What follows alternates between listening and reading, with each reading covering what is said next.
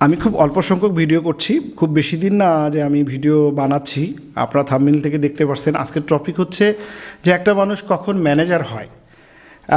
Manager হওয়াটা খুব important. কেন ইম্পর্টেন্ট সে বিষয়ে নিয়ে একটু কথা বলবো। প্রথমত দেখেন, manager one of the highest post in the corporate world. এই কথাটা আমরা একটু অ্যানালাইসিস করলে জানতে পারবো। আপনি সিও, আপনি সেটাকে কী বলে জিএম, এজিএম যেই হন না কেন, manager is a main thing, main post হচ্ছে ম্যানেজার। অর্থাৎ আপনি যখন ম্যানেজার হবেন তখন আপনি একটা হাইয়েস্ট পোস্টে আপনি অবস্থান করছেন। এই হাইয়েস্ট পোস্টে আপনি কখন অবস্থান করছেন সেটা নির্ভর করে যে আপনি কত ভালো কাজ করছেন সেটার উপর। কিন্তু আপনি কি আপনার ডেজিগনেশন পেলেই কি আপনি ম্যানেজার হয়ে যান, সে বিষয়ে নিয়ে একটু কথা বলবো। কারণ আমার কাছে সাধারণত ভিডিও রিকোয়েস্ট আসে না। এই প্রথম একটা ভিডিও রিকোয়েস্ট আসছিল যে একজন মানুষকে আমরা কখন পরিপূর্ণ ম্যানেজার বলতে পারি। আমি প্রায় 1 মাস পরে এই টপিক নিয়ে ভিডিও করছি। তো আমি প্রথমে লিখে রেখেছি কি কি বিষয়ে একজন লোকের মধ্যে বা একজন এমপ্লয়ির মধ্যে কোন কোন বিষয়ে অবজারভেশন হলে তখন সে একজন ম্যানেজারে পরিণত হয়, সে বিষয়ে আলোচনা করব।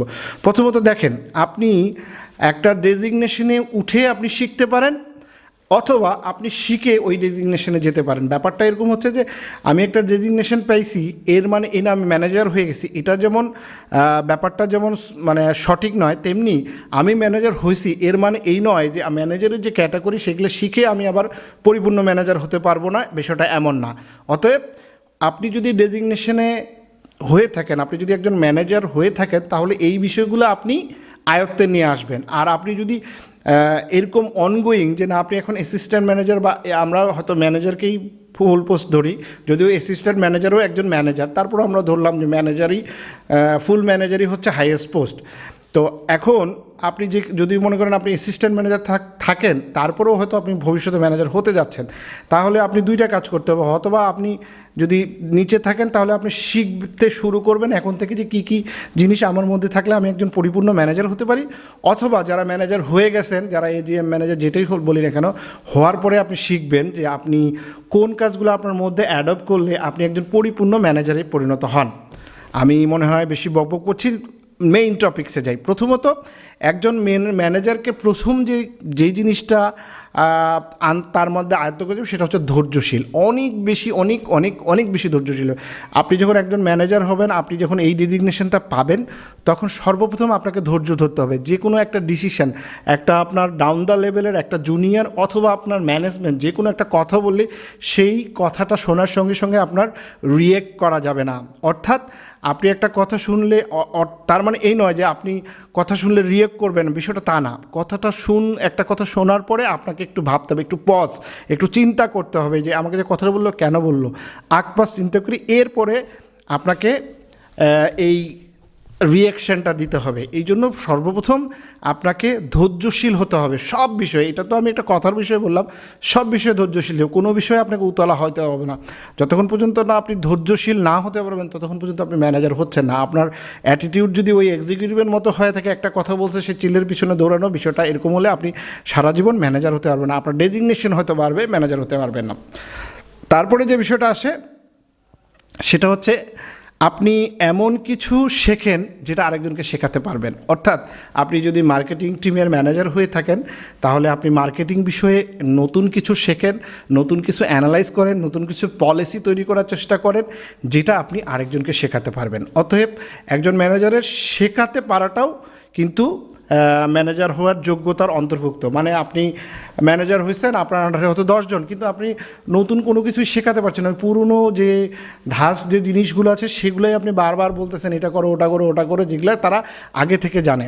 তো সবসময় আপনি যখন ম্যানেজার পরিপূর্ণ হবেন, তখন অবশ্যই আপনাকে নতুন কোনো জিনিসের উদ্ভাবন করতে হবে, নতুন পলিসি উদ্ভাবন করতে হবে, যেটা আপনি আপনার ডাউন দ্য লেভেলের ছেলেপেলেদের শেখাতে পারেন।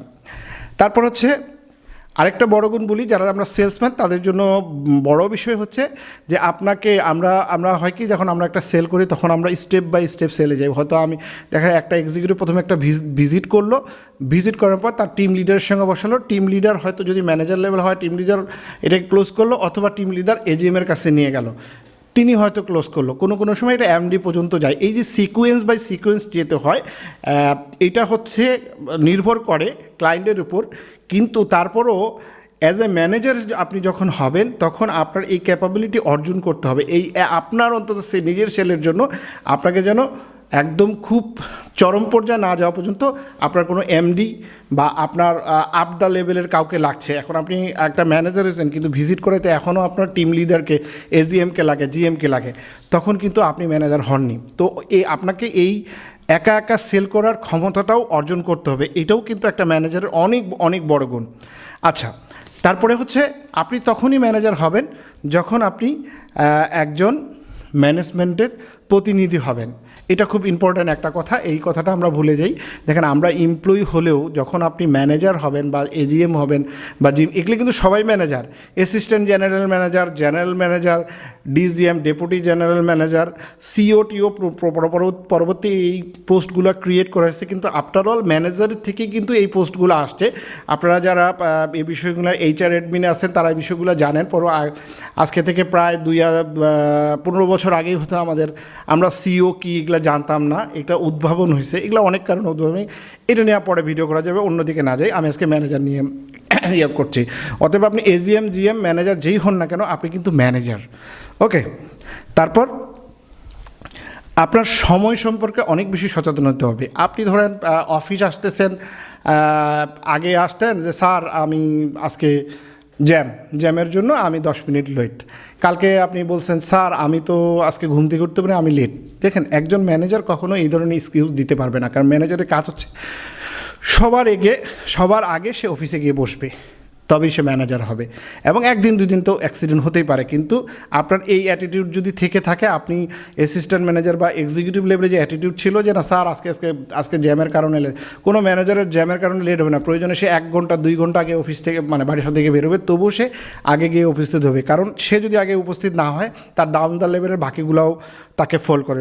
অতএব একজন ম্যানেজারের অবশ্যই সময় সম্বন্ধে অনেক বেশি সচেতন হতে হবে। আর ডিসিপ্লিন একটা ব্যাপার, সেটা হচ্ছে গোছানোর ব্যাপারটা বলছি। এই গোছানো তো আপনাকে হতেই হবে, কারণ আপনার টেবিল, আপনার জুতা, আপনার কাগজপত্র আগে যেমন এলোমেলো থাকতো, আপনি দেখেন যখন আপনি ম্যানেজার হন তখন আপনাকে একটা স্পেশাল ডেস্ক দেওয়া হয়। সাধারণত যে কোম্পানি হোক, ম্যানেজারদের জন্য একটা আলাদা আরেকটা চেয়ারে অ্যারেঞ্জ করে। তো আপনি একটু সুন্দর একটা চেয়ারে বসছেন, আপনি এক্সিকিউটিভের মতো এলোমেলো করে আপনি আপনার ডেস্কে রাখতে পারেন না। তো যদি রাখেন তাহলে মনে করবেন আপনি ম্যানেজার হননি। এই ম্যানেজার হওয়ার জন্য আপনার এই জিনিসগুলো করতে হবে। আপনার টেবিল অবশ্যই গোছানো থাকতে হবে।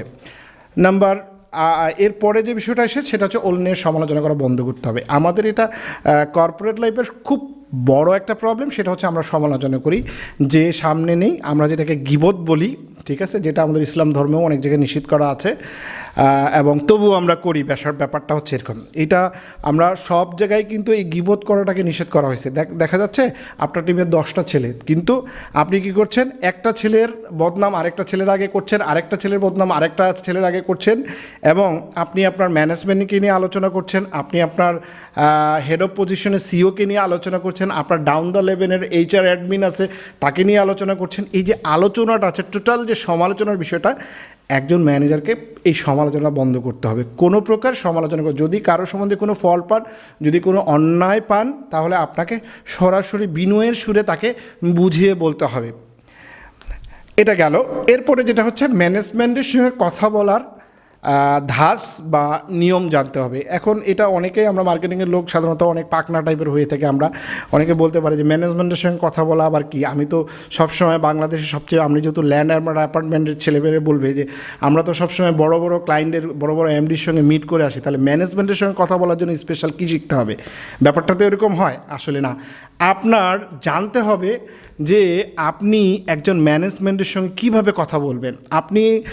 কোনো দিন আপনি যখন এক্সিকিউটিভ থাকেন তখন যেমন আপনি একটা ফ্রোজ করে আপনার টিম লিডারের কথা বলতে পারেন, আপনার সিনিয়র স্যাররে বলতে পারেন, ম্যানেজমেন্টকে দিয়ে ওইভাবে কথা বলতে পারবেন না। ম্যানেজমেন্টের ব্যাপারটা হচ্ছে প্রাইভেট কোম্পানির ক্ষেত্রে management all over, he is a accounts, he is a